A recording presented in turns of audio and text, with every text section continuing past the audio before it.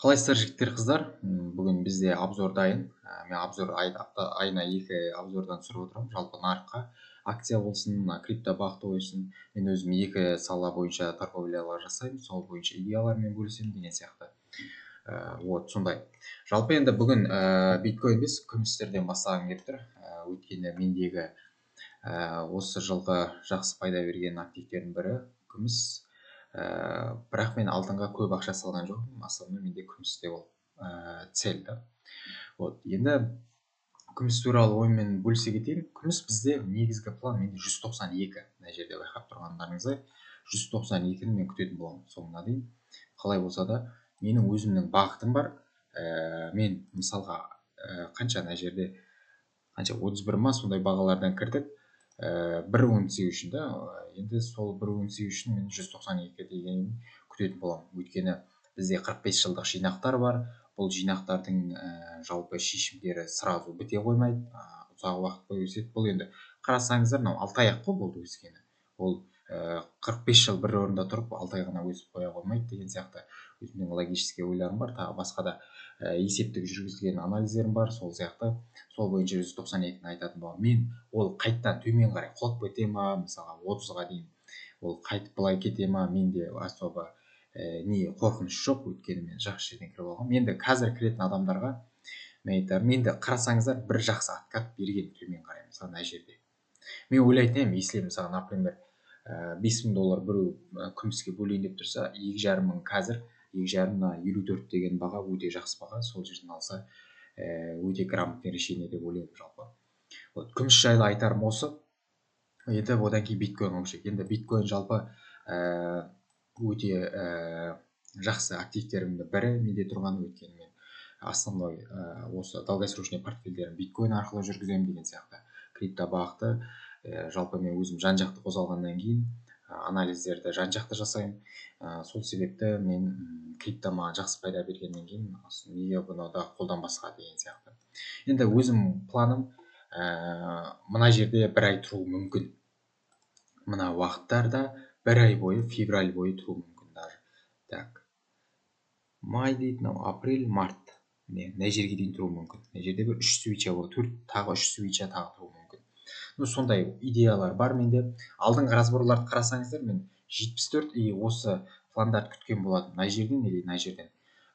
Мен осы жерден үлкен суммалармен кірем деп пландаған. 74-тің аймағы.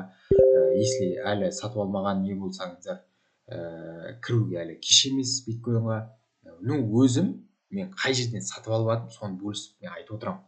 Сіздер оны қайталайсыздар ма, қайталамайсыздар ма? Қайталауға мен кеңес берем, бірақ решениені өзіңіз шығарасыз, бірақ риск менеджментті білген жөн. Мүмкін мысалға ол мына жерден кетпейсіз, былай құлап кетуі мүмкін деген сияқты. Бірақ мен минимум 111 сондай цельдерді мына жаққа қарай күтетін боламын. Примерно марттың ортасы деген сияқты. Сондай мен өзімнің алға қойған мақсаттарым бірі осындай. Биткоин жайлы енді қанша бізде 6 октябрьден бастап құлап келе жатыр. 6 октябрьден бастап мынаған дейін бізде 40% құлапты да. 40% это нормально. Өйткені мысалы әр қайдан бүйтіп есептейтін болсақ, мына жақта мысалға 77%-ға дейін құлаған. От қайда 77%. Одан кейін мысалға 700% деген қанша мынау? Мысалы қарасаңдар 600% өскен. Ешқашан биткоинді алуға кеш емес. Биткоинді өзім как үй сияқты қараймын, өзім үй сатып алып жатқан сияқты деген сияқты әр покупка сайын. Сондықтан өте перспективный активтердің бірі, бірақ риск менеджмент сақтаған жөн. Өйткені бүткіл ақша менде кіріп кетуге де болмайды деген сияқты. Бөліп жұмыс жасаса, сізде риск азаяды, пайда да соған соотношениесіне байланысты бөлісетін болады. Жалпы биткоин жайлы айтар ойым осы. Енді алдындары көп ойланыстар болған, мына жер ма деген сияқты.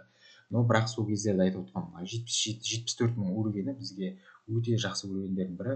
Алдағы уақытта нормальный пландар қолға болады. Ал енді эфириумға оралайық. Эфириум енді мына жерде біздер мына 2,5-1800-де қойған болатынбыз цельдерді.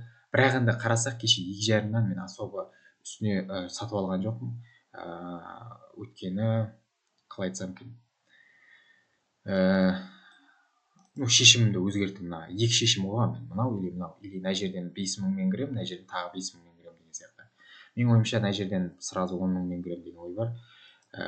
Енді эфирум бүйтіп тұрып келуі де мүмкін деген сияқты. Енді если мысалға сразу былай келетін болса, менің целдерім эфирумға байланысты 10.000 доллар. Минималды бұл.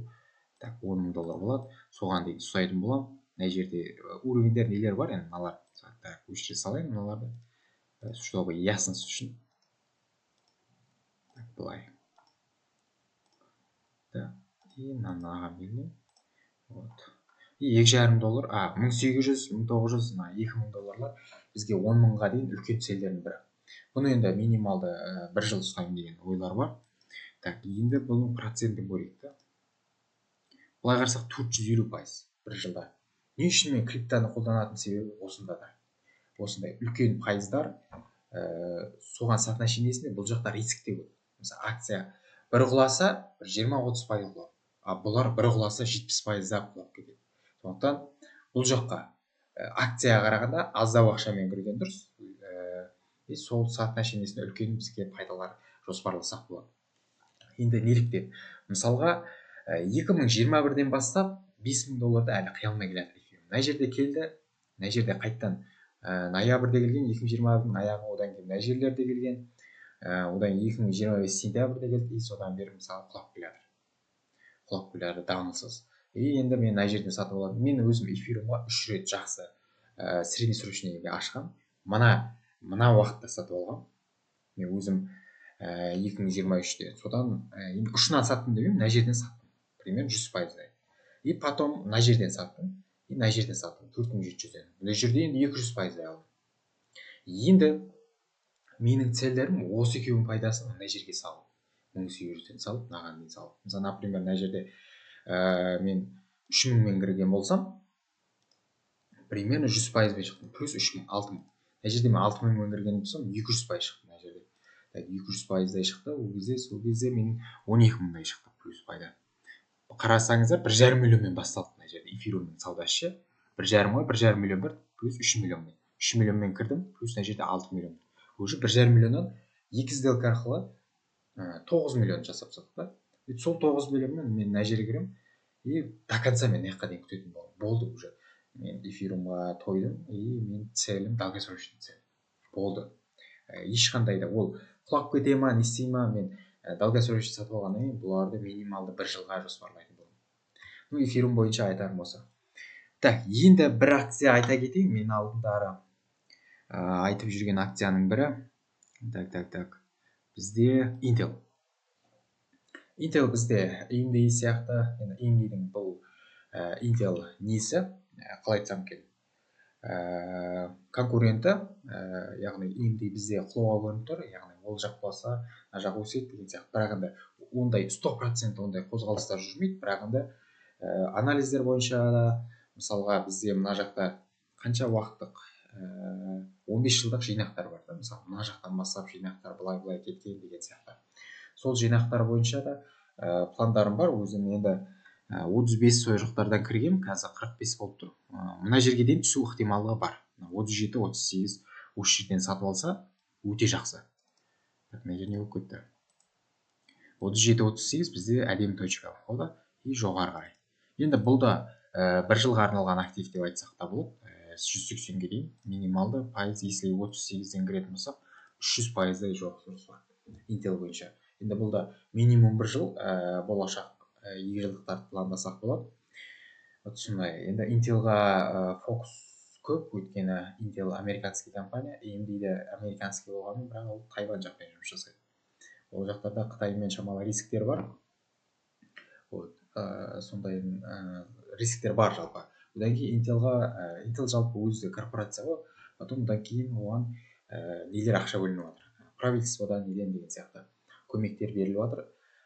Жалпы Intel, яғни өздерінің жерінде тұрғаннан кейін олар Intel-да развиваться еткені оларға тиімдірек, чем AMD-ге қарағанда. Вот сондай.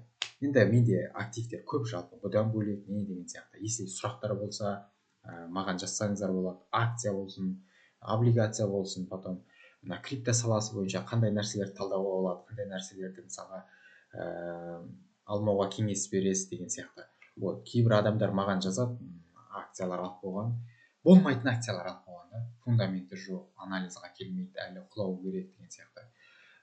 Яғни кішкентай мелкий нәрселерді сатып алады, олар сосын төмен қарай құлап кетеді, не істейді деген сияқты.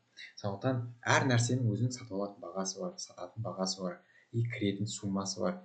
Адамдар мынандай да, бұл деген как рингке шыққан сияқтысыз ғой, сіз ақшаңызды салдыңыз, болды, сіз ақша табасыз деген сөз емес бұл жерде. Бұл жерде ойлану керек, анализдер жасау керек. Ол мен сияқты опыты көп, яғни менен де жоғары 20-30 жыл опыты көп адамдар бар бұл жақта ше. Сіздің ақшаңызды алып кетуге дайын деген сияқты. Сондықтан сіздер чем опыты көп адамдармен қарсыласқанша, олармен бірге жұмыс істеген сізге тиімдірек. Вот соны ең главный есіңізден шығармаңыз. Жалпы енді бүгінге айтарым осы.